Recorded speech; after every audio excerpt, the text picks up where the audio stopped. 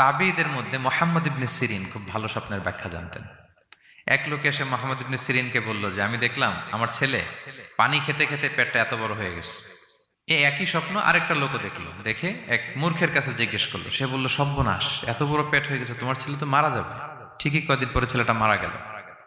আর একই স্বপ্ন দেখে এই লোক মুহাম্মদ ইবনে সিরিনকে জিজ্ঞেস করেছিল, উনি বলেছেন যে তোমার ছেলে তো অনেক বড় আলেম হবে। ঠিক তাই হয়েছে, ওই ছেলে অনেক বড় আলেম হয়েছে। তো ফাইন্না রুইয়া তাকাউ আলা মা তুআব্বার, স্বপ্নের ব্যাখ্যা তেমন হয় যেমন এটার ব্যাখ্যা করা হয়। রাসূল সাল্লাল্লাহু আলাইহি ওয়াসাল্লাম একবার স্বপ্নে দেখলেন যে তিনি, ওনাকে দুধ দেয়া হয়েছে, বাটিতে দুধ খাচ্ছেন, পরে আঙ্গুলের ফাঁক থেকে দুধ বেরোচ্ছে। এই সামান্য একটু দুধ রাসূল সাল্লাল্লাহু আলাইহি ওয়াসাল্লাম উমরে ফারুককে দিলেন। সাহাবারা বললেন, মাযা আউয়ালতা বিহি ইয়া রাসূলুল্লাহ, এটা তাওয়িল কি?